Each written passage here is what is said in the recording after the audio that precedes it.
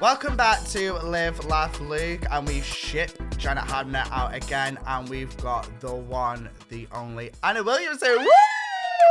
Babe, I am so excited to be here. Don't you stop know, it. when I first met you Yes. in real life, I properly fangirled you, didn't I? When was that? Was that when we were at the BAFTAs? Was it BAFTAs? Yeah, Yes. it was BAFTAs. How I big- mean, BAFTAs. When we were at the BAFTAs. Was it the NTAs? Yeah. You said, I think you said to me, goes, I'm such a, I watch your videos and I love your videos. You come over to me and you listed which ones. I actually did. In I gave top you 5. And I was like, no, but I think you're just amazing. You were like, no, but I think you're amazing. I was like, shall we just have sex? Well, and we did. Yes, we did. And it was extremely satisfying. It was. But It's big, isn't it? Yeah. Yeah. Huge, Yeah. actually. Yeah, fair. Yeah, I would say you're a very talented boy. Thank you so much. You are welcome. When did you start? Was it COVID-y times? Because when I first found you, and I can't remember, and I was giving the list. It's the doctor's receptionist video that just got me. Yeah. It was just come on over here. Yeah. I've probably watched that about 100 times on repeat. Whenever I needed a bit of a happy lift, I went onto your page and had a little, and you're just so good and so relatable. She is so cute. And I actually didn't pay her to say that. She just said I that actually free did say will. that. That's why I'm here, because I genuinely love you. Oh. But you're brilliant. I like seeing good people do well, and you're and you're a really good person, and I can see your hustle. You're really talented, and I just love seeing normal people that have got a good talent excel, and so that's why I love you. So don't make me fucking cry this early. Cry, please cry. No, it'll take a lot. I have a habit of making people cry. I can't cry. Really? Yeah. Don't ask. Struggle does. Awful. Like really, really bad. I don't know. Has nothing made you cry? No, well, like when my nan popped it, that was a bit upsetting. But other than that, like say, I just can't cry. But you do the opposite. Do you cry like that? I cry more now. I'm a mum. Right. I think something about being a mum. I just cry everything. Yeah. Honestly, and just like random stuff. Right. But I'm also quite Teflon because I'm a therapist as well. I learn to compartmentalize my emotions. A lot. But actually, no, I think if it really... Do you know what actually nearly made me cry last night? Oh, this is really bad. Actually, it's a bit of a confession. Because I got a bit cross last night with my kids because my youngest, my 5-year-old, will not go to bed, right? She's a pain in the backside at the bedtime. I love my kids so much. I really do. But they are a pain in the backside when it comes to bed. And so I was getting a bit cross. And I mean, it's a bit strong, her words, I'm not going to lie. But she does this thing now. I don't know if you ever did this when you were a kid. You've probably done it in one of your videos, actually. But when your mum's downstairs, you then write a little note and you like fly it down as a paper aeroplane down the stairs. Well, she was doing that last night, and because I did get a bit cross with her, and this little note came through, and in her little 5-year-old writing, where she sort of writes it as she hears it, it's not real spelling, and it was like, I love you so much, even when you're, and then it was angry. Yeah. So I was like, I'm not angry. Yeah. But yeah. I've done that. I can remember when my mum and dad were arguing once, and I can remember going downstairs and I think I wrote a note to my dad saying, divorce her. And then they stopped arguing then. That's a really good And one. my mum's never let me live it down. I remember writing one for my mum when she probably quite rightly said I couldn't do something. And I remember writing this note, I hate you, right, which I never do. And I put it on her pillow. Yeah. And then in like a further act of my little defiance, I just knocked over 2 of her Nivea and Olay bottles. Take that. Yeah. She never brought it up again. She never. Did you ever used to run away? Oh, yeah. I did. I can remember saying to me mum, I was like, you're the worst person I've ever met in my life. I hate you. Hope you die. Obviously, this is way back when. Yeah. I was like, hope you die. Don't speak to me ever again. I'm running away to me Nans. So... Did she let you? She said, go ahead. Yeah, Let your nan deal. That's Let your correct. nan deal with Correct you. response. And they found me at the top of the street because, like, why have you not gone your nan's? I was like, oh, I'm not allowed to cross the road. Well, listen. So just knocked me out there. Sorry. If and when you ever become a parent, I've now been on the receiving end of my son running. Fuck that. Come and look after him if you like. Yeah. He's done the I'm running away. Yeah. This was ages ago, and so we packed his little bags, and we thought, oh, we live in quite a cute little safe village, so I thought it'll be all right for him to run away just down the bottom of the road, to see how far he gets. And it was just quite sweet to see him in his little summer flip-flops. He'd taken his cricket bat for some reason. I don't know why he doesn't even play cricket. Yeah. And he got himself... And then but then you sort of tailgate. So sort of let him go. Yeah. And you're thinking, how far is he going to go? He's a stubborn little git. He's like his dad. And I thought, oh no, damn it, he's got that Latin temper. Yeah. So he is going to follow through with this. And it wasn't until this like man... like saw him and he was like, you're right, little man, you know. I was like, he's fine. I was like, get yourself back in that house now. People think I'm a bad mother. Exactly. People will stare. I used to do it as well when he used to go out with my mum, and I used to go, no, I want this, I want that. And I used to go, no, I'm staying here. She'd go, okay, then bye. Yeah. She used to leave me in the middle of Matalan screaming. Oh, yeah. She used to walk off, but my mum, in the nicest way, didn't care. Yeah. She used to go, see you in a bit, make your own way home. Yeah, it's like 5 miles to mine from Matalan. She's like, goes back. And we always say this now, don't we, about when we grew up. God, if my kids if I ever backchatted my mum, get slapped. You get you'd be slegging it up those stairs quicker than you could even get away from the slap on your backside. And it's sometimes just a look that they could give you, and you're just like. You just wouldn't dare, would you? And you'd goad each other up, as what my siblings and I would. But, you know, if you dared said you weren't going to eat your tea, or I don't like that, it can be... Well, you just wouldn't say it. Yeah. You ate what you were given. Yeah. Do you know what I mean? You behaved yourself. If there was any bad behaviour at the dinner table, it was up to your room for the rest of the night with no dinner. And there wasn't anyone coming up with a little cheeky Belvita. No. Do you know what I mean? It was, you are going to bed. No dinner. No dinner. Don't be whining at me. And also, if you used to go to school the next day and say, I had no tea yesterday, school go, don't give a shit. Yeah, you probably were badly behaved and your parents would punish you. Now... social services. Correct. Yeah. I also had Megan McKenna on recently. And I love Megan. She's adorable. And we were talking about like, I was speaking to her about like parenting and stuff.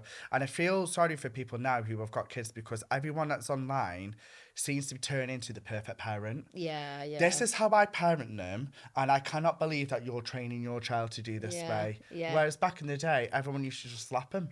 Well, they did. Yeah. They did. And there are now laws in place for not slapping. Yeah, I said that the other day. I quite remember my friend, I said to my friend, it goes, don't you just slap them? She goes, no, Luke, we're not allowed to do that. We don't slap. We don't slap. Yeah. So anyway, moving on from that, you've been in the industry, I would say, quite a while. In the television industry. Bit of an old bitch, you see, Luke. Yeah. 27 years, you know. I counted this the other week. That's crazy. Yeah, and that really upset me, actually. So when was your first television break? Was it Milkshake or was it before that? Oh, good research. I think it was Milkshake, actually. So how old was I? Yeah, but I'm looking it down. I'm like, thank you. Thank you. Thank you. I'll take that. It may have been Fraction before. No, it was a Fraction before. So, so it was when I was 17, and at the time there was. So there was God, I sound like a right old fart now. There was a thing called obviously on Sky and stuff was, you know, multi-platforms. It was called On Digital, right? So it was called Carlton Kids On Digital. And I started presenting there. I was in a little girl band.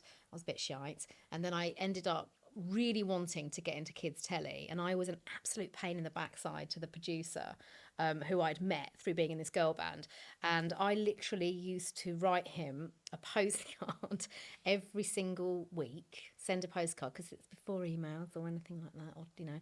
And I mean, who did I think I was, Luke? Actually as well, now I look back at it, I think it looks a bit bloody dodgy, because I used to get a self-laminated photo of myself. I looked like someone who stuck it in a phone box asking for favours.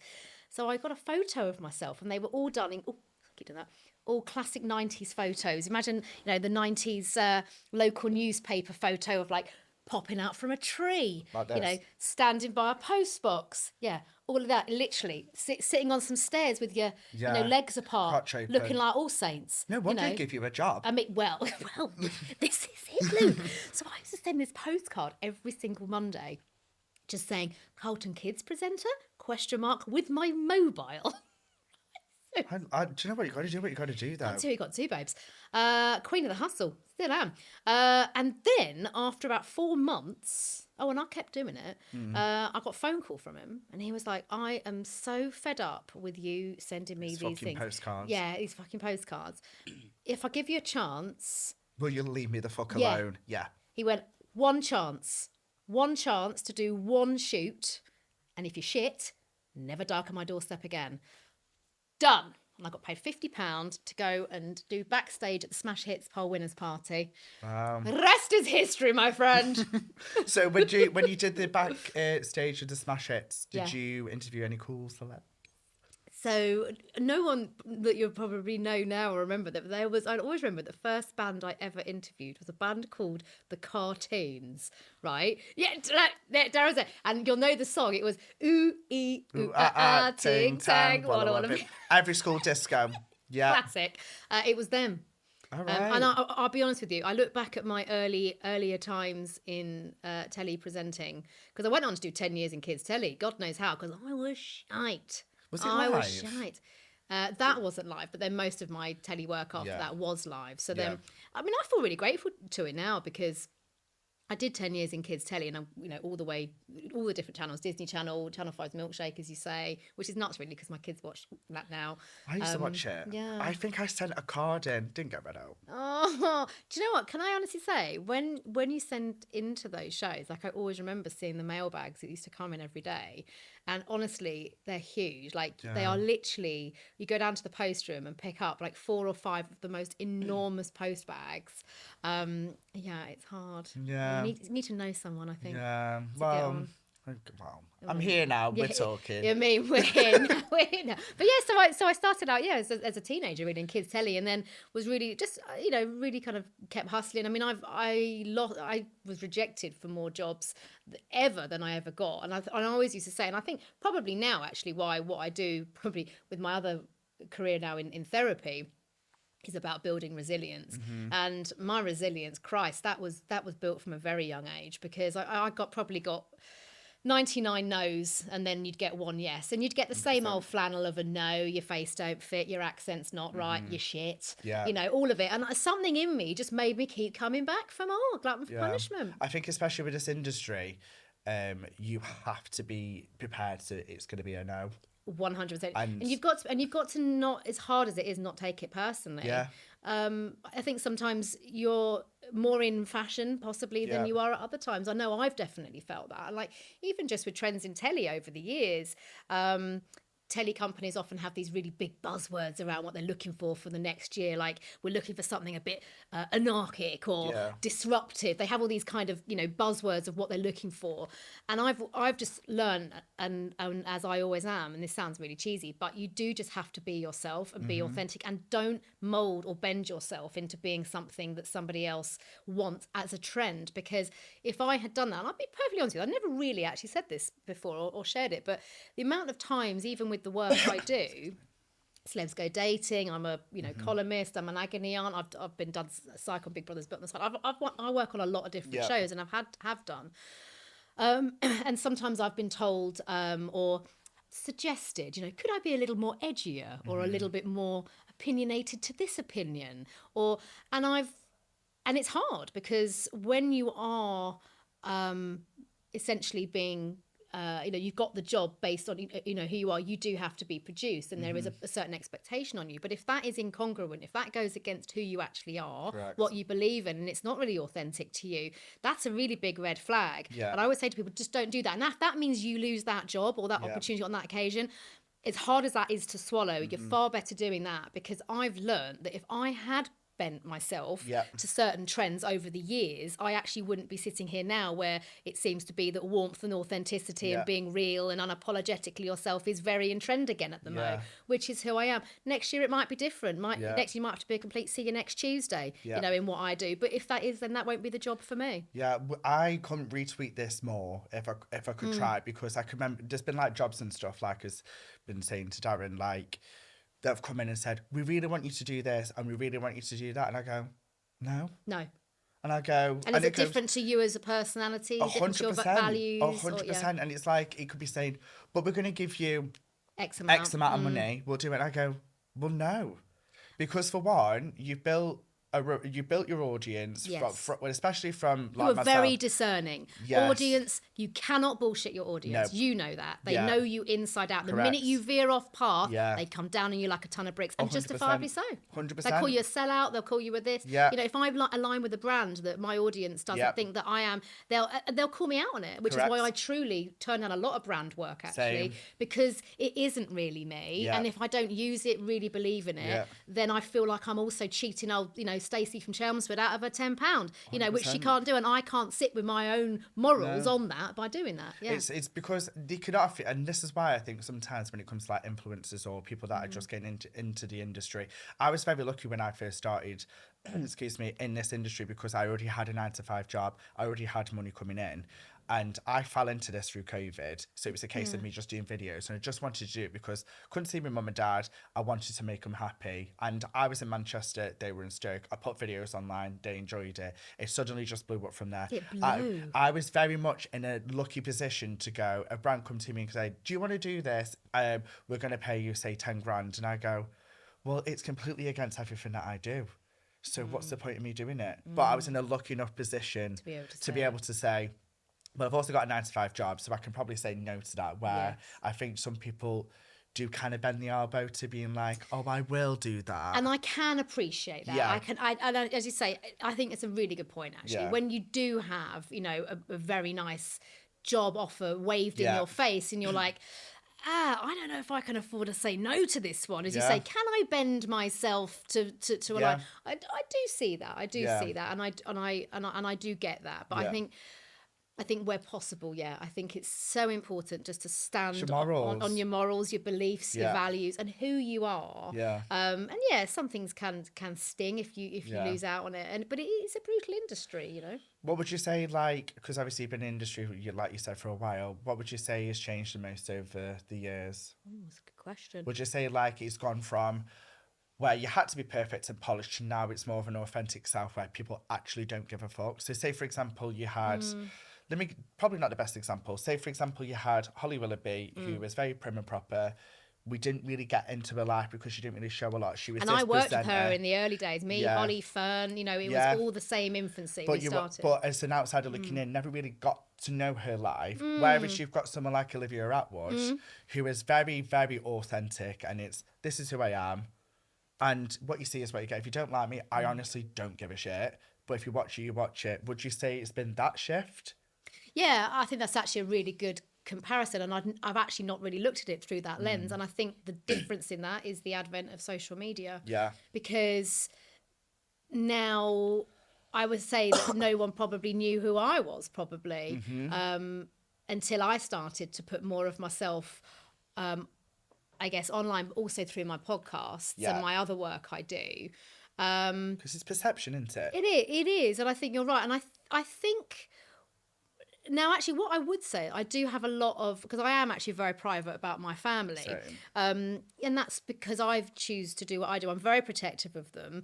And they don't choose to do my living. And I'm very aware with kids as well, growing up. I don't put my kids on social media, not because I'm being a dick, but because I am really scared that a paedophile is going to clone my kid's face 100%. And put it on that is the God's honest truth. And all it takes is one or two comments, which I've had in the past, about my kids from a troll, and my God, it makes your heart run cold. And you just think, if I can do anything just to not even if it is, but I just don't want to do it. And my husband as well, he's not in this industry.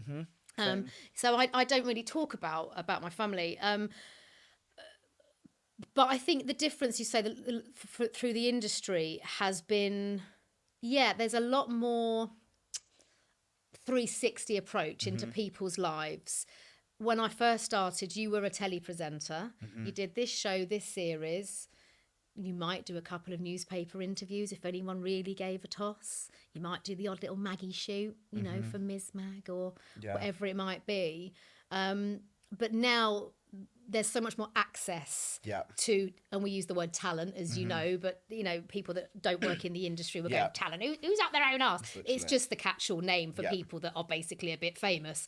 So, and talent now, me included, I I cross over to so many other different genres. I write books, I'm on podcasts, I do telly shows, you know, I do sort of so many things. So I think that's the difference. Yeah, and I think as well, I just think with obviously the presenters that are coming through now, and obviously yourself, like giving them a little bit more into your life makes audience probably connects with you a little bit more. Definitely. I think that is something that's really come through from commissioners. Yeah. People that make the shows is they recognise more, I think, and respect more talent. I think that's probably what I've noticed, actually. Yeah. I think back in the day, and maybe that was age and or lack of experience, but I definitely felt more like a battery, you know, that I had to conform and sort of bow and scrape, you know, to get the gigs. And now, I don't know. I wouldn't know what it's like to come into the industry fresh now, because I wouldn't know what that's like. And I think it's probably even harder because there were more opportunities then, I'll be honest. Like when I worked in kids telly, when I started out in kids telly, we were all part of a little gang, really, because there were so many ops with Saturday morning telly, with CBBC, CITV. You know, there were so many original shows constantly being made. There were arts and crafts shows, science shows. You know, there was so much that was out there, and we were all sort of on the same circuit. So people like myself, Caroline Flack, bless her heart, Angelica Bell, she's going strong still. Fern Cotton, Holly Willoughby, Stephen Mulhern. Oh gosh, there were so many. Connie Huck, she was another one that was always on the circuit. But you'd see the same people at the same screen tests, and it did get to a point where you'd all be like, so we all sort of just became friends, acquaintances, just through the time we were all in. And it would literally be a case of, right, who's going to get this one? You know, then you'd get they'd say who got it. Oh, that's nice. You know, Angelica got that job, you know, oh, good for you, babe. You know, but you know, your turn probably would still come. But I think it's a different vibe, and the opportunities have changed now. We didn't have YouTube then. We didn't have social media, TikTok. You know, we didn't have influencers. It wasn't ever a thing. So really the only ops that were out there were telly and radio. So it was smaller. It was a lovely time, if I'm honest with you. But then obviously trends change, and you know, I'm fine with that. We have to evolve. We can't stay stuck in the past either. I also feel like as well, it's a bit harder as well. Say for example, someone like me who's coming through to do something that, say, I don't know, presenting job, it'll be harder for a commissioner to go, we are going to say yes to him because he hasn't really had the experience to do it. Do you find that? Do you have had that feedback? I would probably say the only thing that I do find it is a very competitive thing, but I'm not I honestly say this to Daz all the time. I would say I'm not in competition with anyone. No. I am very much in my own lane. But I think you are in your own lane, and I'm not just saying this to blow smoke up your ass. I do think you're very different, actually, and I think you've really carved out and curated a very different space where you don't, this is no shade to influencers at all, but I don't see you sitting in that. I see you as a different, elevated, sort of a lot more rounded entertainer, broadcaster. I do see you like that. You are not going to make me fucking cry. So stop trying to. But I think you do, because I think you have a really authentic, really real edge. And I think that's definitely what drew me to you, was because I like seeing good people do good things, but also the fact that you know your audience, you know what works, you are unapologetically yourself, and that's what people want to see. And I do think, you know, I mean, I consider me your biggest cheerleader, because I think, especially where we are now in the country, it's a difficult time. You know, got this ruddy budget coming out. Do you know what I mean? It's everyone's a bit arsey, a bit aggy. I think people feel a bit left behind. So I think when someone that really is you represent, I don't think, like the ordinary person. And I think to see the ordinary person really doing really well based on talent is really lovely. Yeah, but I mean it. I do. I think it's great, and I think you know what, you will come up against commissioners that will have their list of trends and tick boxes, and like I do too. You know, sometimes it works in my favour because I'm really experienced. Sometimes it doesn't, because you might have 3 times the followers of me. Do you know what I mean? It depends what they're looking for. Definitely. And I think the point to that is, don't be chasing anyone else's tails, because there's the right point. Job, but there is no point, because you can never ever mould yourself into what someone wants. And also as well, for me, I just really try not deep it. So it's like, we have a job come in, do you want to do this? I'm like, oh yeah, fantastic, I'll do it. And then I say, they've gone elsewhere, no problem, see you in a bit. Great attitude. And I always just go, what's meant to be is meant to be. Good, and if someone else has done it, let them do it. And I would never ever go, oh my God, I can't believe that fucking person's got this job. I just go, that's fine. And you've done, just belched there, sorry.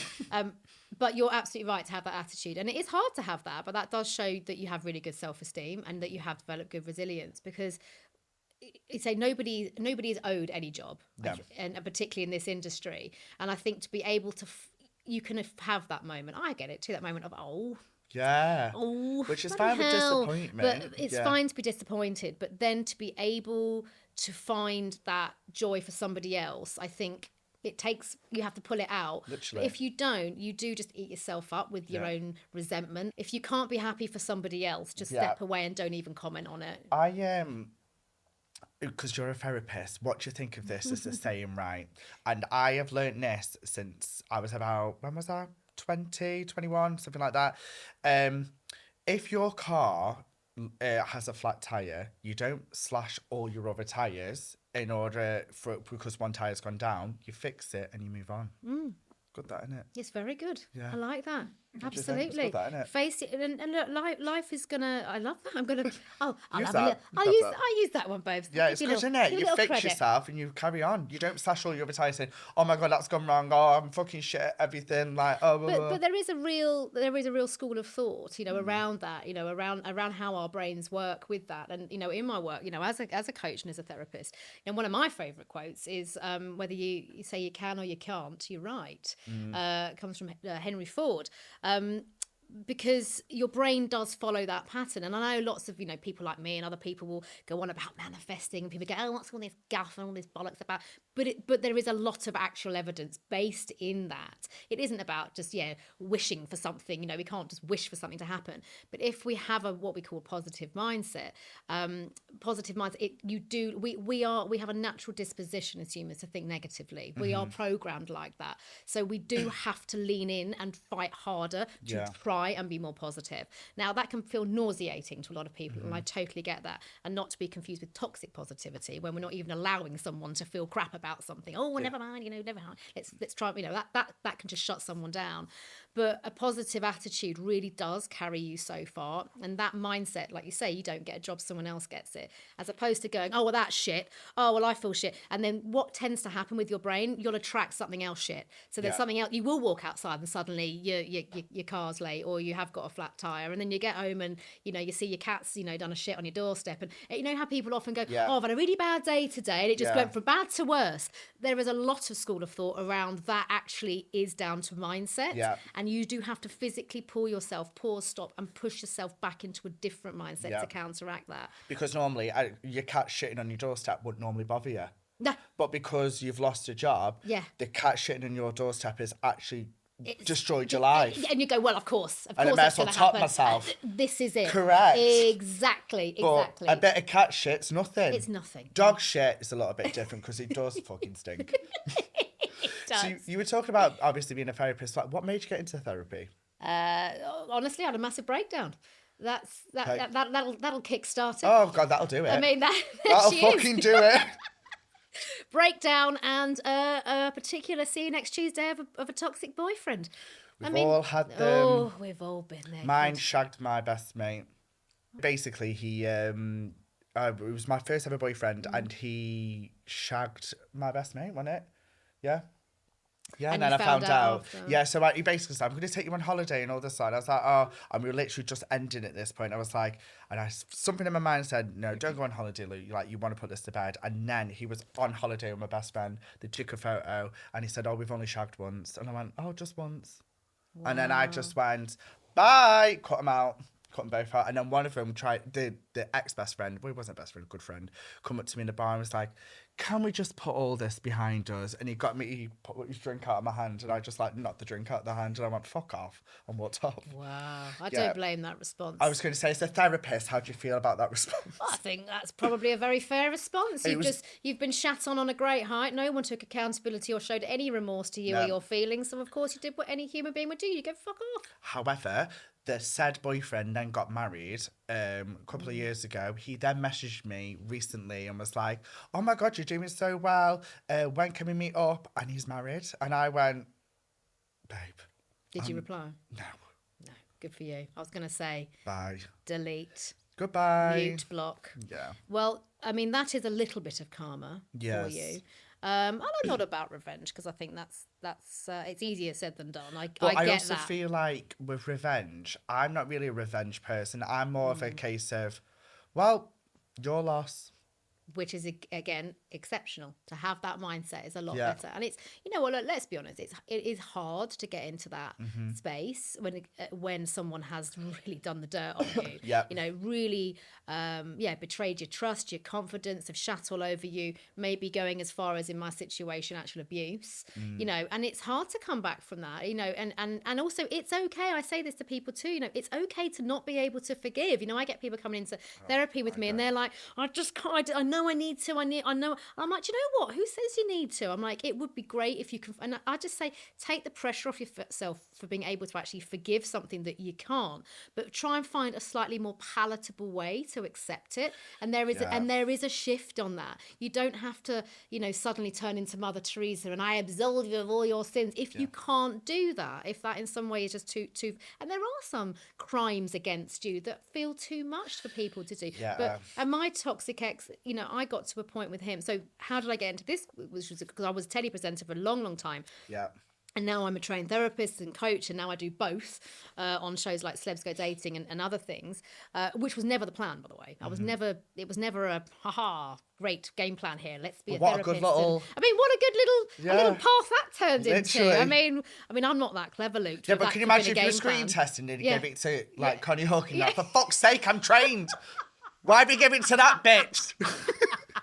You'd be like, for fuck's sake. Yeah, I didn't mean that, by the way, but I'm just saying as an example. Yeah, no, I bloody love that. But you're right. I've got an ology. You'd be like, I've got a fucking ology. I've been uni for this shit, and you give it to Vina. You bastards. I'm joking. I probably have had that chat, you know, at some point. Not me, it's true though, isn't it? But yeah, but imagine it's like, oh, we've got a really good ginger gay guy that we really want for this. I'm like, oh, angry way ginge. Up. And you give it angry ginger, I'll go, fucking hell, he's not even gay. Yeah. We might be, I don't know. I have no idea. No idea. But the reason why I ended up doing what question was that where we're going? Oh yeah, therapy. Yeah, therapy. Yeah, was again going back to the. I do think I need it. I think we all do. I think I do need well, a bit. all therapists have therapists. I mean, really? Yeah, we do to keep regulated. Yeah, yeah, absolutely. It's brilliant. Once a month, my poor therapist. Yeah, here we go. But it was because in a very long story short. And I've written books all about it. In fact, my first book, I wrote Breaking Mad, Inside a Guide to Conquering Anxiety, was really as a result of coming through an abusive relationship. It was psychological control. Mainly, it was starting to turn physical before I eventually, thank God, found my way out. But yeah, really mental health. At the time I was in my mid-20s. I was presenting a show called Toonatic on ITV, which was Saturday morning tellies, what I'd always wanted to do. I bloody loved that job. Literally, hype. It was. Yeah, it was all custard pies, gunge tanks. It was a dream come true. But I was in this relationship, which, I mean, when I look now, I mean, I knew none of this, Luke, when I got into it. But I was sort of 25. I was love bombed big time. It was somebody I worked with. And, you know, all the flattery, all of that, moved themselves in quick, sharpish, you know, all of that. And then suddenly it turns the comments about what you're wearing, where are you, who you're seeing, you know, just all of it. And it turned, and I was the classic target, you know. To that point, I'd never known a hard day in my life, really. From I've never, you know, my family. I've got a good family upbringing, you know. So I was absolute ripe kind of blank canvas of trust and openness. Come and get me, like the naivety of it all. Absolutely naive as fuck. So when I was in the middle of it, but quite honestly, so when I was in the middle of it, you can't see when you're in the eye of a storm, and it's not till you come out, you go, Christ alive, that were bad. You know, pulling me, classic tactics now of a narcissist, and as someone that catches you in a trauma bond, pulling me away from my family, you know, who were, you know, making me feel guilty. And I was suffering with incredible panic attacks. I wasn't eating. I was highly stressed, and I was masking it all. So I was going into work, I'm fine. Well, anyway, you can only mask for so long. And then I call it meltdown day. I had a massive breakdown at work. I hadn't been sleeping for weeks and weeks. It was the way I use an analogy. It's like, your normal levels sort of anxiety and stress is like a tightrope. And, it should normally be quite slack, So something, you got to knock into it quite hard for it to trigger, for your anxiety to trigger. Like, I don't know, running in front of a bus or something. Okay, fine. But gradually that tightrope had just got, tighter and tighter and tighter, that anything would set it off. Yeah. So even like going into Tesco and choosing a ready meal would, I'm panicking. Cat shit on your doorstep. I mean, devastating. Yeah. Devastating. So yeah, I was just having the most horrendous panic attacks, had a massive breakdown at work, got scooped up by Lorraine Kelly, as you do. If you want to be scooped by anyone in a breakdown, it's her. Yeah. I mean, there she is, telly mum. Yeah. And then I ended up, back door of ITV. Off we go, back home, back to me, ma'am. Stop laughing. Every time I come out with an innuendo, he's laughing. We can laugh about mental health. We can. Okay? We really it's can. How we go forward. It's how we live lives. It's how I live mine.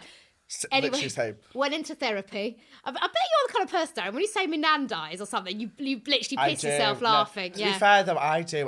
Do you know what it is? It's one of them where I am so awkward if someone says to me, my fucking fella's just cheated on me with my sister. I go, oh my God, that's so bad. So I could not do what you used to do on Celebs Go Dating. I just go, what?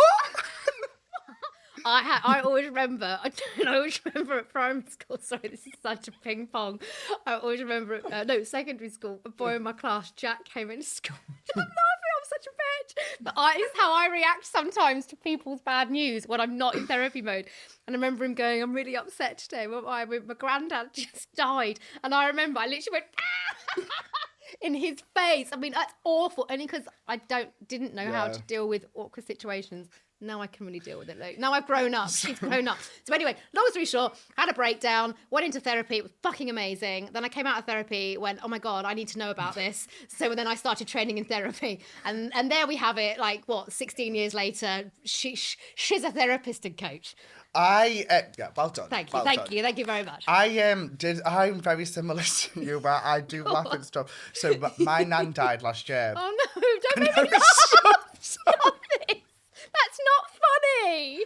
My mum would be like, oh, your nan died and you were bereft. You came off social media. I remember this as your biggest fan. Yeah. That's not funny. I'm not. I never thought it gets worse. With you. It gets worse. You were so bereft. I remember you were even having to post old videos because you weren't in the right frame of mind to post new ones. Quite rightly so, because your nan has snuffed it. Oh, you're a big fan. Big fan. Oh, fab. I told you, big fan. Wait, it gets worse. So my nan popped it.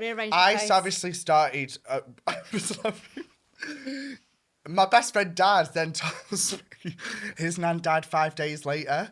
So obviously me being me, and I was like trying to find humour, I messaged him saying, oh, I can't have anything for myself, can I? I mean, I'll be honest, I was thinking it.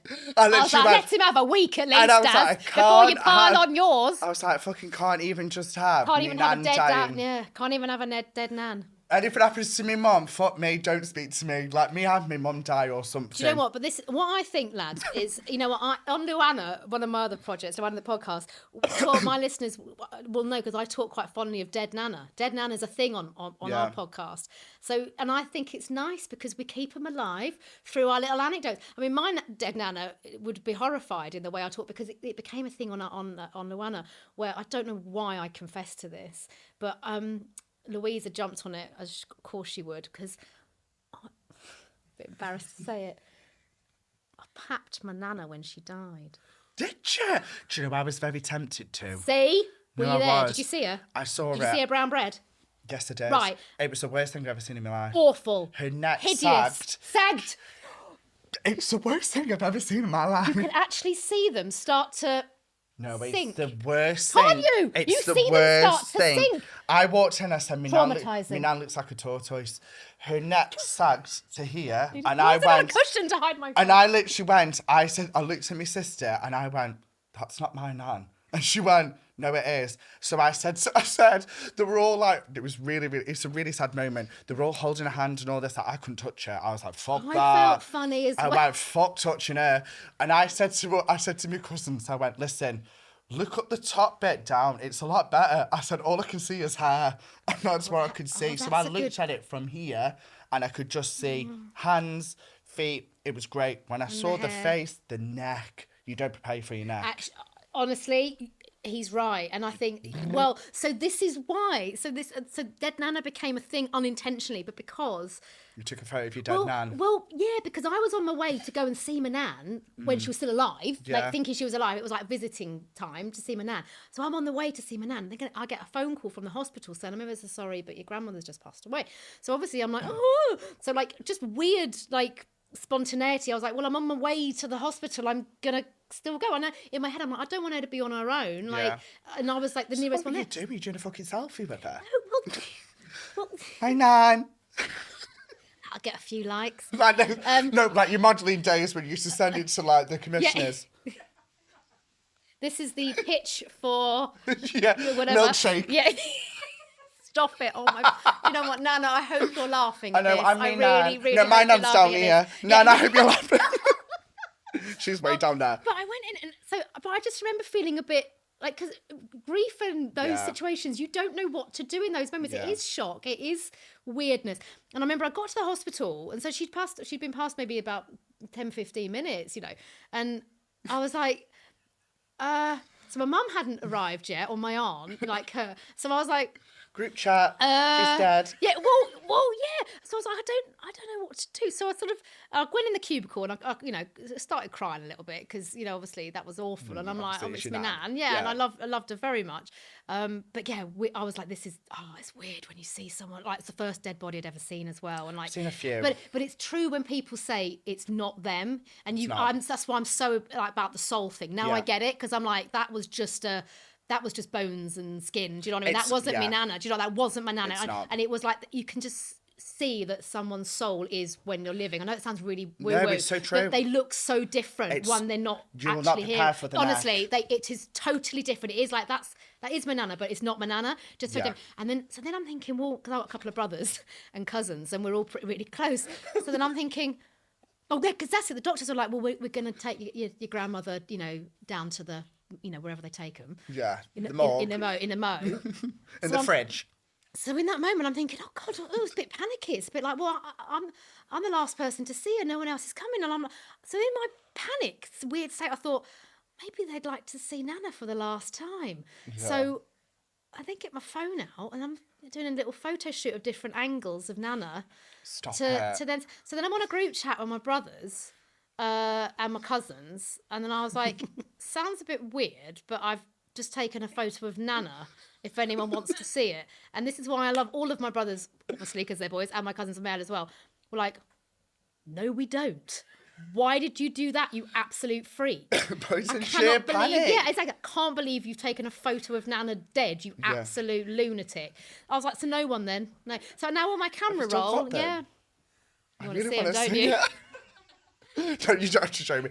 But I can remember the woman saying to, when me nan just passed, she went, do you want some hair? And I went, I don't know. And my mum went, yeah. And then my auntie went, yeah, we want a lot. Suddenly, giving her a quick short back inside. She's not even cold. My nan would be fuming at that. Well, but this is it. It's like, well, I remember I told my mum about the dead Nana photo thing, because my mum did get a whiff of it. She's like, what is this? I think that's very disrespectful, Anna, talking about your grandmother. And I was like, well, I like to think, and I'm saying the fact that we're talking about Nana, I like to think, she's infamous now. Everyone knows about me dead Nana. Dead Nana on LuAnna. Yeah. I think I might need to get a jingle. You should. Dead Nana on LuAnna. Yes, that was really good.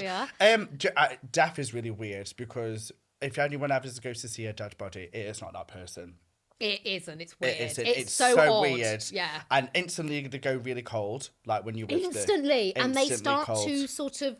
I could actually see my nana. Like, I know this sounds well. Oh no, thankfully not that. But as I had to leave quite soon after, because I did get a bit scared, like a bit freaked out, because you could sort of just see the body starting to relax and just like. Sometimes it still move as well, you know. Yeah, I was not happy. I know. Have you ever seen someone die?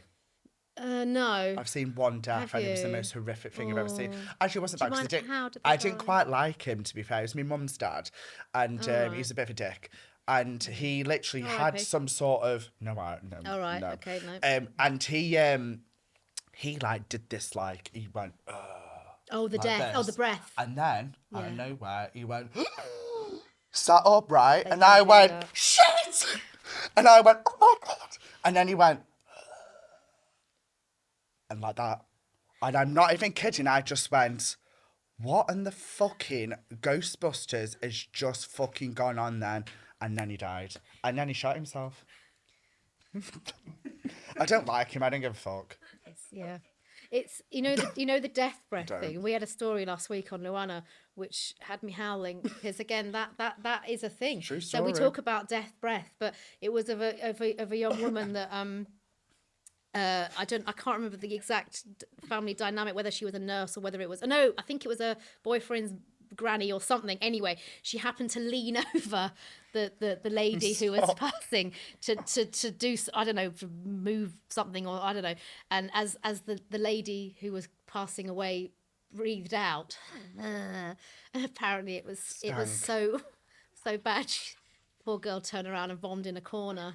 And it was, she felt awful. There's a few people in the streets with death breath and are not even dead. They need a spearmint. Pronto. It's, I don't think that mints can ever be... Help a dead person. Well, no, I don't. That for a start. I don't think we could ever highlight the importance of a mint, actually. And roll on. And roll on. Now, do you know what? Paul C. Brunson, who I do Celebs Go Dating with, he stink? he smells delightful. He does smell nice. Do you know what he brings around? It's a thing now. We don't get them here in the UK. He gets them when he goes back to America. Do you remember the little Listerine breath mint strips? Yes. Do you remember those? I used to sell them in school. Right. It was a thing, wasn't it? Do you remember? Yeah. But we don't get the little mint tab. Yeah, like a child. Yeah. So he carries them with him everywhere. Wow. So, but the minute before we do a take or we do a interaction with a step or anything we do, he was just like, and he hands them round, and everyone just takes a little mint, and it's great because let me tell you, there is no production that exists with better breath than Celebs Go Dating. Because everyone has a little one of Paul's breath mints. Going on to Celebs Go Dating, you must love that job. I do. You do. I mean, honestly, it's one of the best things that ever happened to me, really. And Perfect job. Well, it is. And actually, do you know what? Going back, we said about kind of finding peace and trying to change mindset around shitty things that happen to you and, around, not being able to forgive and forget and stuff. But I do think there is a way of shifting a lot. And for me, this sounds a little bit... I think I know what you're going to say. Yeah, like I would never wish myself ever to have been in an abusive relationship. But it was come out of it. Right. But I think, I'm certainly not trivializing to anyone that's going through abuse. It's horrendous. It's awful, and it's the most disgusting thing to ever happen to anybody. And lots of people can't come back from that. I do respect that completely. I'm never going to play that down ever. But I did find a way to... It's your superpower now. Rationalise what I'd been through. And go, well, do you know what? Had I not been through that experience with him, I would still be blissfully unhappy, naive. Little, middle class Anna that's never had a boo, never said boo to a goose sort of thing. And I had such mental health lows. I really did feel quite suicidal at one point. I really can appreciate from a first person perspective on how awful it feels when your mental health is in the toilet and you feel like there really is no way out of it. And I think for me, having experienced that now, and now my work in relationships, and that's why my two passion areas in therapy are mental health and relationships, because those are the two key areas I have personal experience of. It only makes me a better therapist from an empathic point of view as well. But also to hopefully show that there is hope out there, that, 100%. Once you learn the tools, the techniques, you can, there's plenty of things you can do to recalibrate with it. So if I hadn't been through that, I would never have trained into what I do now. And I would never have got a show like Celebs Go Dating and be so passionate about the work I do. From that 360 approach. And I love the job. Same thing with me, really. Like, I was severely bullied when I was in school, and I feel like because I was bullied, it's made me now as an adult go, well, I'm not going to take any shit. regardless of what someone says to me. You could say the worst thing to me and I will still say, well, I don't agree with you because that is not something that I want to do. Like someone telling me I need to do something, I go, well, I'm not doing that if I don't want to do it. I'm sorry to No, it's hear you've fine. been bullied, and I think you are a great example of somebody that is, again, turning that experience into, you're a very resilient person now, and you're not bitter. No. And that's hard, and Yep. to not be that. How would you say you have managed to calibrate that, Probably wouldn't say I have really dealt with it. I would say I was trying to deal with it in therapy, and I mean, Nan fucking popped it, Oh, and I no. thought Okay. I can't really deal with this and this at the same time. So we did grief, a bit of a pause there, and I was Yeah. like, I'll come back to that probably when I'm 50. It's don't think I really have dealt with it. I think for now, I think because I've tried to, in a way, be my most authentic self, it's made me go, well, I was never able to be like that because I used to always have the piss taken out of me. So I used to always be in a situation where if it was in PE, I couldn't be my full self, or if it was at school, I felt like I couldn't be myself because my full self, I was always subject to someone saying something to me or saying I shouldn't be like that or gay or faggot or something, and it made me go really inside and go, oh, I can't be it. And I can remember a conversation with my mum, and mum was like, do you want to stay on with your sixth form and stay with the people? I said, I can't think of anything else worse. I want to go to a college where no one knows me and be who I want to be, because I'm being around people now who really disrespected me in school. Why would I want to stay around that? Right. And I think that's why now I think now as I've got older, it's made me go, you did really well then, because you really moved away from like what was essentially as trauma. Yeah, you changed your environment. Yeah, and now, of course, they want to know who I am. Well, I was just about to say, have you been? Hi, hope you're okay. You're really doing well, aren't you? Delete. Have you ever had anybody message you that did you a wrong to apologise? I think I had one, but I think it was back in the day. I did have one that my partner confronted, which was I was actually attacked and on something, and my partner went up to them when we were on a night out because he was there, and because I immediately shut down and I went, oh my God. And he went, what? I was like, nothing. And then I told him, and he went up to him and said, you fucking need to go over to him now and apologise for what you've done.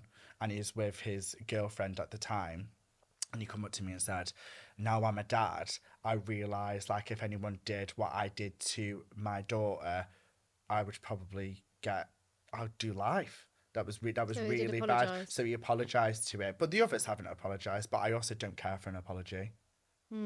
It's weird, isn't it? It is. I mean, if we were in a therapy room, I would love to unpack that even more. But we're not. We're on your podcast. And let's swiftly move on. Let's swiftly move on. But I think, without wanting to sort of wrap it up with a little bow on that, but I think, bullying is disgusting and appalling, and it can leave scars so deep for a very long time. And I think, and I would guess that you mask a lot. Oh, gotcha. And obviously your comedy as well. But I think, again, as a therapist, it's perfectly okay as well to not be okay with it sometimes. Yeah. Go, no, do you know what? That was a really shit thing that happened to me. Yeah. And I've carry pain around that, but you can compartmentalize that. Yeah. We don't have to be completely absorbed by that. But I think that will always end up being one of your biggest motivations. 100%. And I think comedy definitely helped me with that. Definitely. Because I've just gone, but it's actually quite funny. I used to go, I'm either going to get punched in the face or I'm going to have to try and make them laugh. So I just try and make them laugh. And then sometimes they laugh, sometimes I got hit. I think a lot of people who are funny often say that, actually, around it. So obviously you've got a really big podcast as well called LuAnna. How does that come about? So that Louisa and I were friends. We became friends when we lived near each other. We had babies at the same time. We were both I was actually one of the on-screen psychs for Big Brother's Built Inside. She was on Big Brother, and she was on Big Brother. So we met in the green room. Her first comment to me was, "Oh my God, you're fucking huge." I was about to give birth. So was she. I was just going to say, fuck me. Yeah, but I laughed because actually, do you know what I loved about it was I was feeling foul and awful just about to give birth, where you just don't, your vag is like a baboon's ass, like you just, I can't relate, and actually, but I have quite a robust sense of humour. I grew up with brothers, even now, my brother will ring me, all right, dickhead, you're right, hoe bag, it's just the way we banter. Yeah. It's all with love. And Lou, and it made me laugh. I could have been really offended in that moment. I rarely get offended. And I laughed, and I was just like, I actually quite like the fact she's just come out, oh my God, you're huge. I was like, and you have no filter. We're going to get on. And we're going to get on. And then, again, long story short, I was doing another podcast of my own called Breaking Mum and Dad, which was a supporting podcast to another one of my self-help books. I got Lou on. We end up having quite a divisive but funny conversation around the biggest topic you never talk about to any woman that's just become a parent, which was breastfeeding or bottle feeding. Just don't go there. It was divisive. It was funny, and it had a huge spike in listenership. People just seemed to, and the feedback was really like your dynamic, like you're really opposed in your opinions, but yet you really respect each other and have a bloody great laugh at the end of it. And that is basically that is LuAnna. Yeah. We share a lot of the same values. We are very different in many ways, but actually we're quite the same in a lot of ways. What really bonds us is our ability to just, we see the fun in pretty much everything, but that's not to say we aren't afraid to go deep, which we do a lot. We have a lot of people now that come to us for advice and support and friendship, through us. But we also, we're happy to kind of sail close to the wind when it comes to opinions, political views. They're often very divisive between the two of us, but at the end of it, we very much stand on having as much free speech as we possibly can, which we can't. But there is a way of doing that without offending, without being rude, but always with respect and respect that other people can have a different opinion to yours. But guess what? You can still be friends with somebody that doesn't think the same thing as you do without going, oh my God, you're such a bastard. Oh my God, I'm going to cancel you in 5 seconds. We really, there's obviously a way of saying things and of confronting things, but we're pretty passionate about that. And actually, we're quite passionate about just having a bloody good laugh. And I'd say the majority of what we do now in LuAnna is just giving people that, twice weekly escape from bullshit. And, we've always got a vag joke. There's always someone that's pooed themselves in public, and you are welcome. More often than not than me, to be honest. I do poo a lot in public. To be honest, you could probably have your own segment. Yeah. You can if you like. Like your nana. Yeah. Yeah. Yeah, actually. I think we've rinsed that one to death. Yeah. So. So, you've also got the LuAnna big party. Yes. Tell me about that. It's next October. It's fat everywhere. So excited. You have to come. I will. Come. So, so LuAnna the big party. So we're going to be 8 in October. Ooh, happy birthday. Thank you. So we've decided, because be completely honest with you, we were planning another big ass tour. We haven't done a tour for a couple of years because I'll be honest, it takes a lot of work and we're lazy bitches. It takes a lot of work and a lot of money.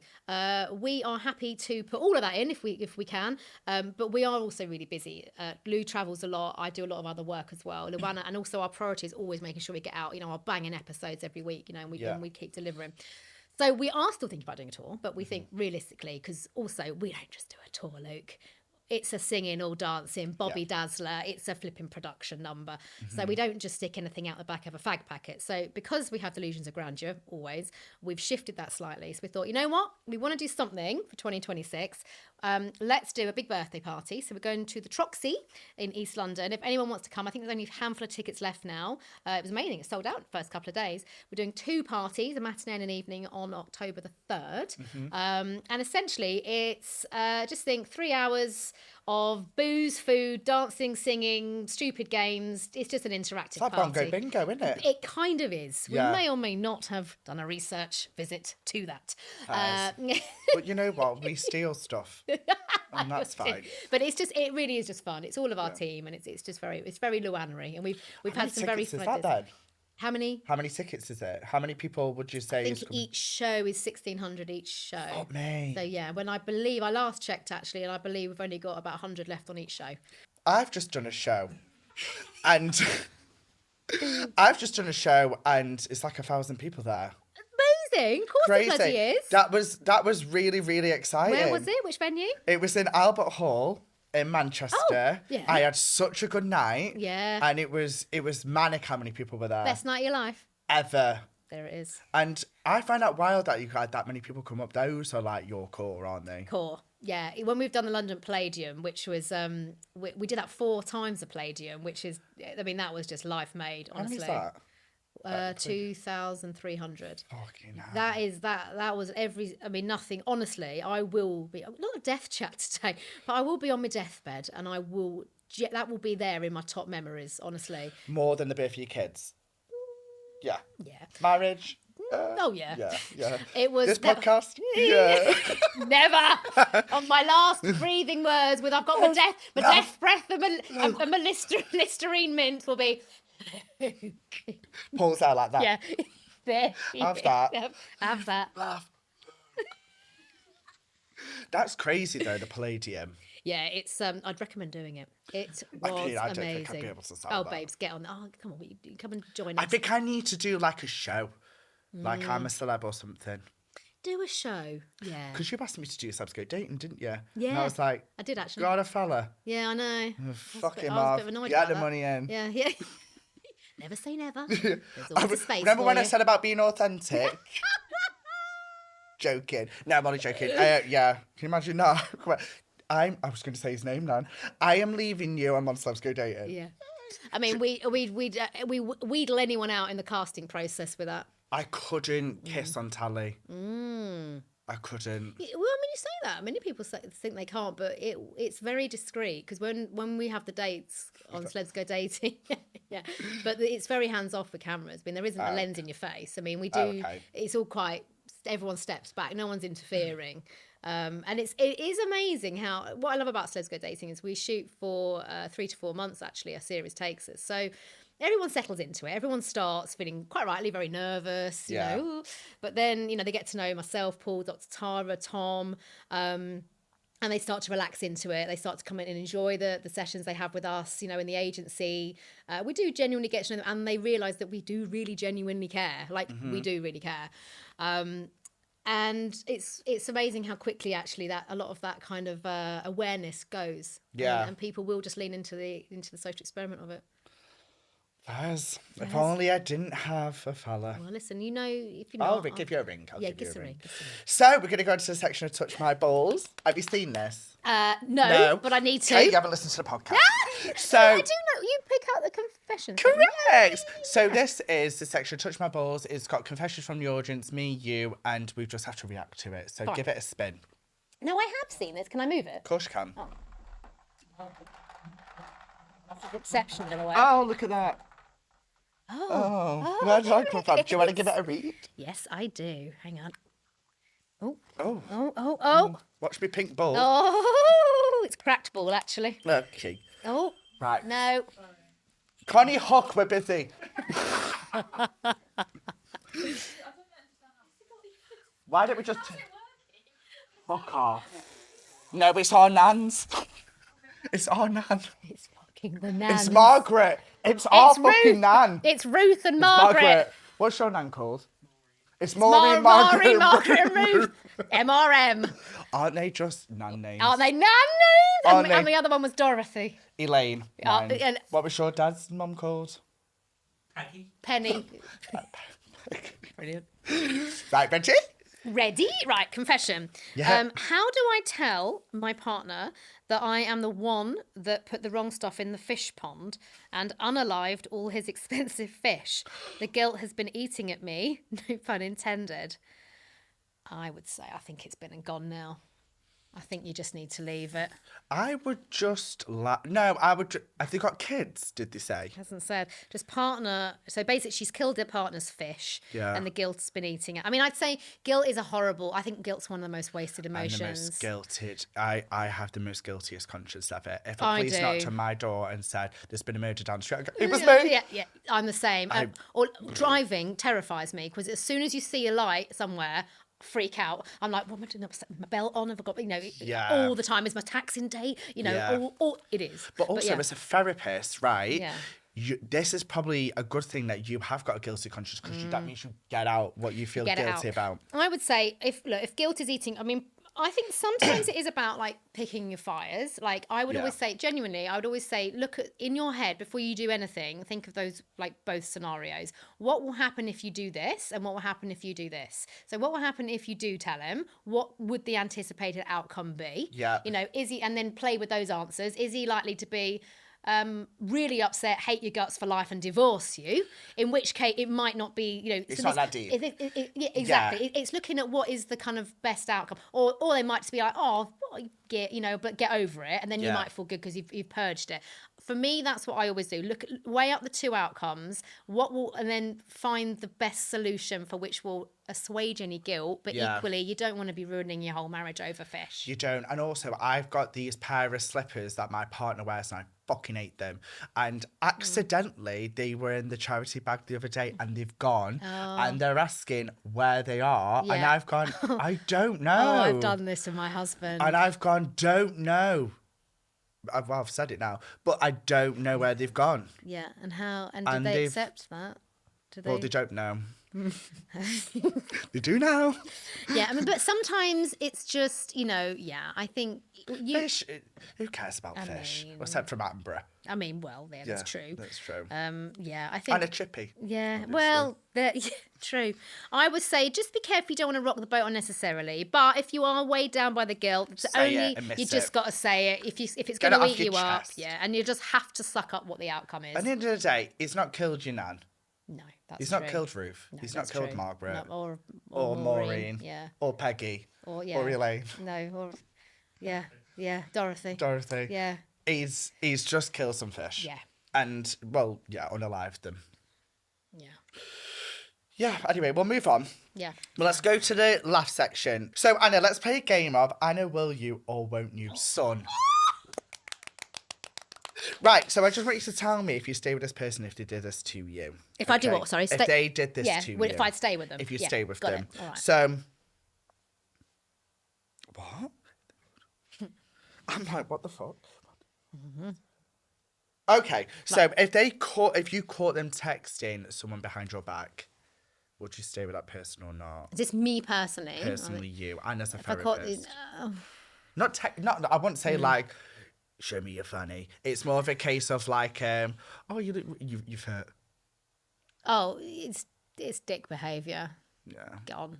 You'd be fine with it? No, fine with it. Oh, see in a bit? Gone. Oh, fab. Yeah. Okay, I like this side of you. No, it's just if someone's not truly invested and if they've been, that's the height of disrespect to be even remotely looking and wondering, do the disservice to someone and just sack them off and say, we're done, I'm not into you anymore. Okay, so the next one, out all night and didn't text where they were and got back at 8 a.m.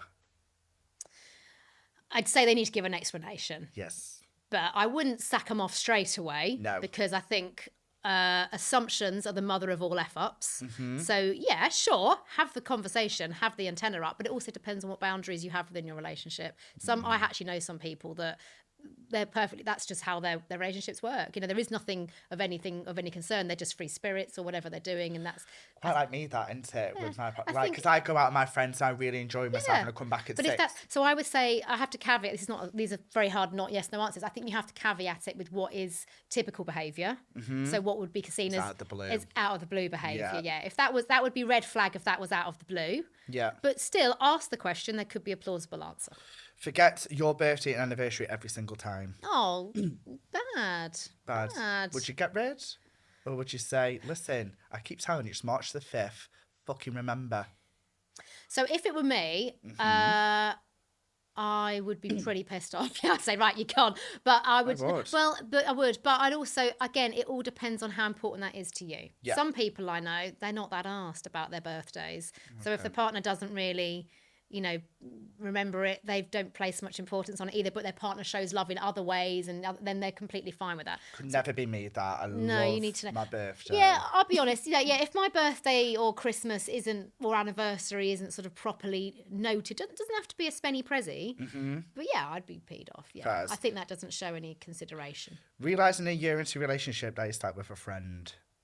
So let's say you've got a new relationship, and then you find out a year in, you introduced him to Louisa and you realised she slept with him. Before you got together? Oh, if it was before. You're fine? Depends on the context. So, because like you can say to him, oh my God, if they held that, if they withheld that, so if they've only just met the friend a year later, and you're like, oh my God, so they we've didn't slept. know. Yeah, but also if you think about it, you're gonna go to Louisa and go, fucking hell, he needs to trim his pubes because I've got like fucking thing, and you go, oh yeah, I know that because. Oh, it's a tricky one, isn't it? It is a tricky one. But to be fair, in the gay world, this happens a lot. I mean, again, I think, sorry to be so fence city on all this, but it's just me being a therapist, I am, by default, I'm trained to look at about 5 different scenarios. Yeah.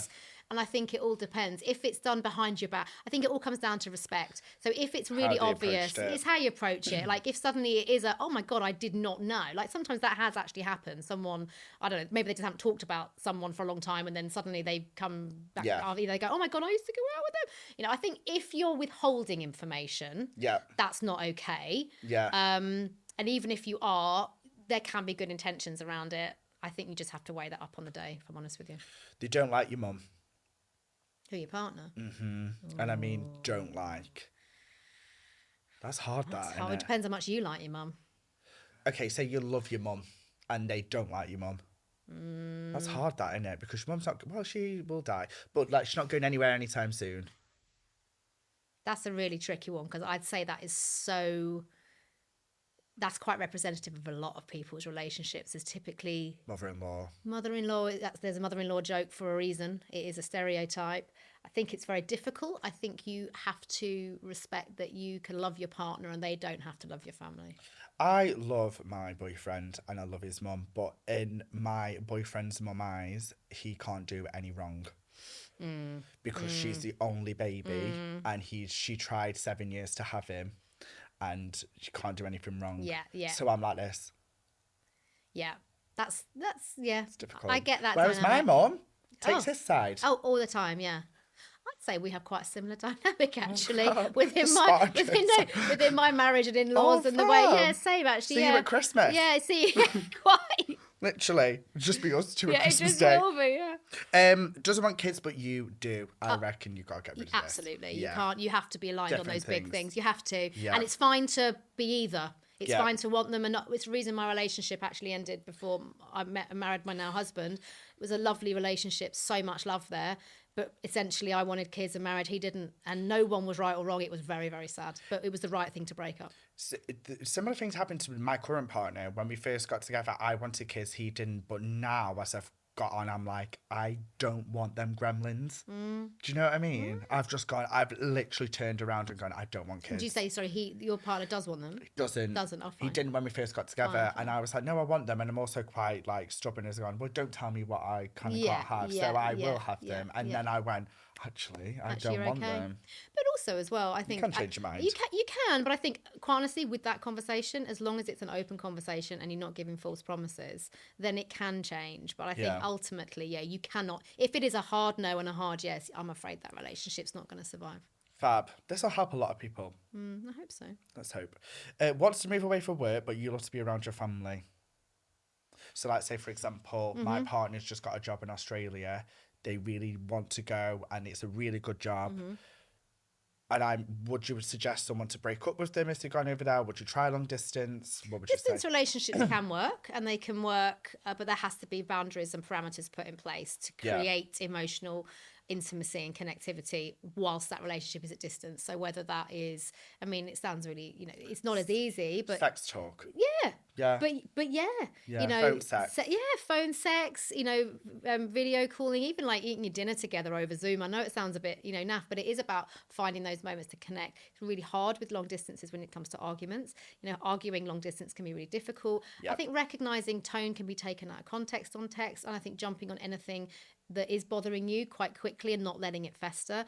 Relationships long distance can actually create even deeper emotional connection if they're handled in the right way. Yep. But you do have to have boundaries around that, and you do have to end that distance at some point. Me and my partner were long distance for 3 years. Yeah. So he's from Middlesbrough, I was from Stoke, and every weekend we used to have to drive up to each other's houses. But we used to fight over the little things, which I think you do because obviously you miss them. Yes. So you used to find problems, being like, what the fuck? Like, I really want... And normally you just go to him and say, oh, let's just bury it. But that's a real thing, actually. Fighting because you miss each other is a real thing in distance relationships because it is those little little irks and niggles. And essentially what you're saying is, I actually really miss you and I miss the closeness to you. And yeah, it can manifest and it can heighten. But it worked for you? Did it work? Yeah, 100%. There you go.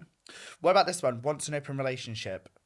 Yeah, I mean, again, absolutely fine if both of you are on the same page. Yeah. You know, we talk a lot about, you know, ethical non-monogamy, you know, polyamorous relationships. It's very in fashion at the moment. It is. But what I would say is people need to really actually understand that before they get into it. Many people think it is a bit of a fad. It's a bit of a trend. It's very, you know, you know. That's great if you really are into it. But the people I do know that practice open relationships really, really do absolutely drill down on boundaries and that communication. Correct. And I think my personal opinion is I think it's very difficult to sustain an open relationships well until there's a shift. Yeah. Suddenly, you know, because you are, you know, and I think it can work well if you can dissociate and detach and do it for whatever reasons you want to have an open relationship. But if there is any grey area or one of you is not into it as the other, I think it's very difficult. I'm too jealous.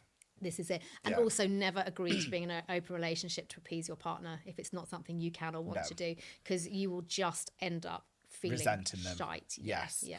This is a really hard one. And you're in a relationship with someone called Keith. I think we've got to get rid. It's well, so this is making me laugh as well because Don't say your ex was called Keith. No. Or your granddad that's died. When I was pregnant with my second on LuAnna, we used to joke that if I was having a boy, I had a girl in the end, that we were going to resurrect, you know, a couple of dying names. Barry, well, Keith. I was going to call the baby Keith Gary. So the baby was called Keith Gary whilst in my tummy when... Obsessed. Yeah, right. And so I'm quite fond of the name Keith and Gary now, if I'm honest with you. Yeah. It's sort of the baby I never had. So KG, Keith Gary. If you go out with Keith... Well, one of my best mates is married to a Colin. I don't mind Colin, but Keith makes my teeth itch. Yeah, well, because Colin and we call him Colon as a joke, which he loves, to his face as well. But actually, he's a very handsome man. So now I think of the name Colin, I'm like, it's a very distinguished, handsome man. Because I have a friend. This is it. And I have Colin Farrell. Exactly. It's actually a very attractive Colin the Caterpillar name. Cake. I mean, need many to a say times I anymore. want to stick my dick in that. Yeah. Yep, I do. But Keith, it's a tricky one. I'm not going to lie. I think we have to get rid of that. I say Godspeed. Right. I say call him Kiki. Kiki. There you go. I don't like that. No, though. that's a bit weird too. No, I think just get rid. Okay, get rid. Shall we spin the tombola again? Woo!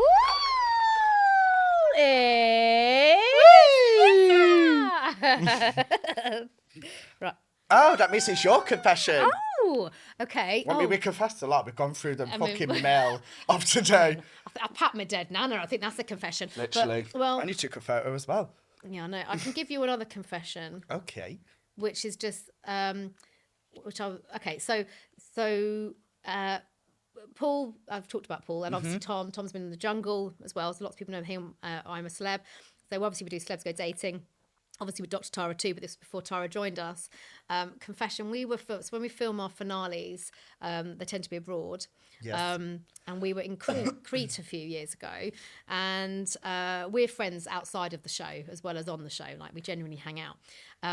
But there's obviously, a team code of conduct, and we run that ship, in a way that, it's all about teamwork. No one's bigger than anybody else. No divas or dickheads on this shoot, otherwise go home. We really do believe in that, right? But that's why everyone, which is lovely, says they enjoy working on our show, because it's a warm place to work, right? Yeah. But... Sorry. I was like, it's that massive cock of mine. Sorry. Sticky ball. There we go. Sorry. So we'd finished the finale, and and a lot of our mates actually happened to be on that show, like Pete Wicks and that particular series that we were good friends with. So we were finishing this lovely beach bar in Crete, and everyone was waiting to be bussed back to the main hotel for crew dinner and then a little wrap party. But Paul, Tom and I, we'd been out on a little day out, as we had an afternoon off a few days before. So we'd gone and hired this local driver, just a cabbie, who was this very nice Greek Cypriot chap, very loud. I mean, honestly, fog on, but lovely. And so he was taking around sightseeing and stuff, and we'd got his number and stuff. And so anyway, it was lovely. And we'd found this really nice restaurant. So we were about to wrap. We were like, we really want to go to this restaurant. But we were like, but we can't drop shoulder. Like, that's not in the spirit of being team players. And everybody, all the other celebs as well, you know, and the crew and everything. No, we all need to wait for the bus. Well, we were like, you know what? No one will know if we just casually drop shoulder. No one will know that we're not getting the crew buses back to the hotel for dinner and for the wrap party. So we rang up our friend Christoph, right, our taxi driver. We said, oh, could you do us a favour? Could you come pick us up from this location and take us to that nice restaurant, please? Which was on this lovely little strip. And it was this beautiful restaurant, a little veranda out on the road, like on this sort of main sort of road. And he was like, I'm sorry, I can't do it. I'm busy. I've got other jobs on. Another job. I was like, damn it. Anyway, well, we found a cab driver. So we literally dropped shoulder. And we were like, this is really bad because it's really not being team player. But sod it, no one will know. So me, Paul and Tom get in our cab. We go straight to the restaurant. We're still in all our, like, you know, jazzy clothes, but I'd got a little bag of, you know, my slacks.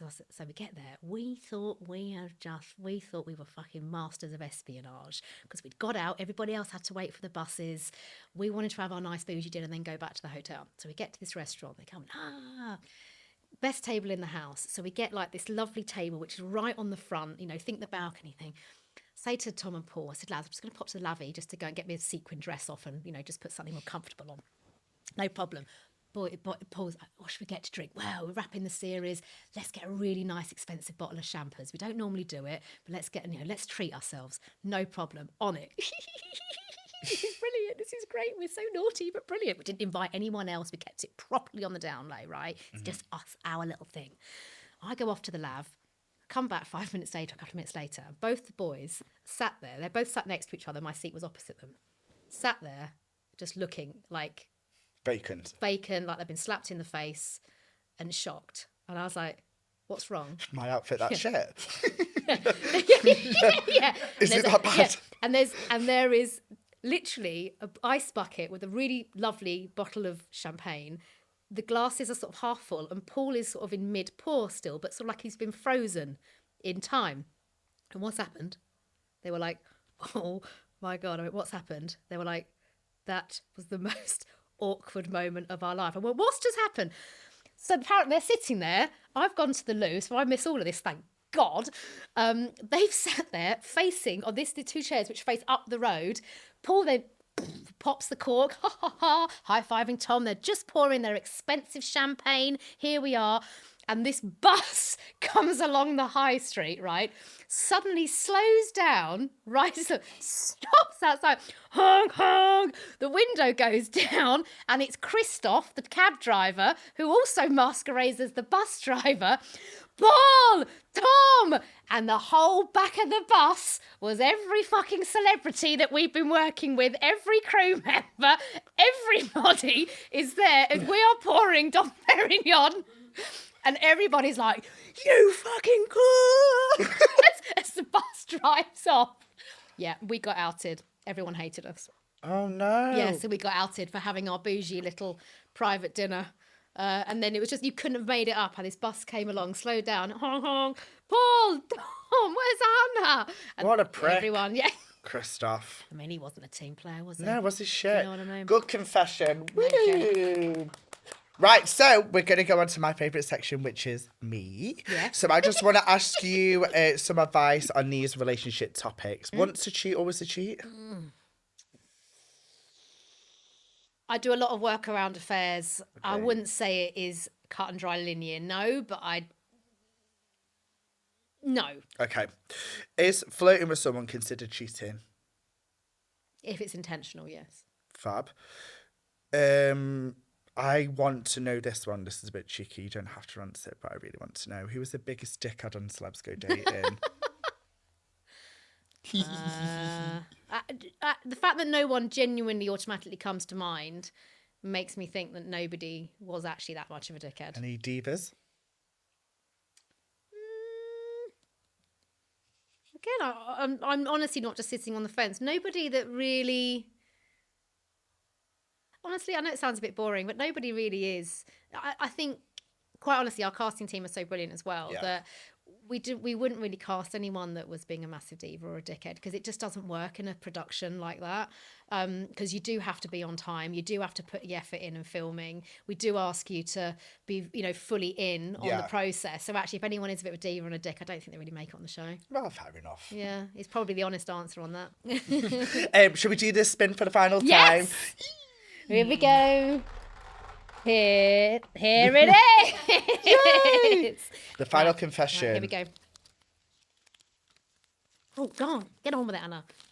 Right. I need some advice. Ooh. I'm losing interest in the guy I am dating because he is just simply boring.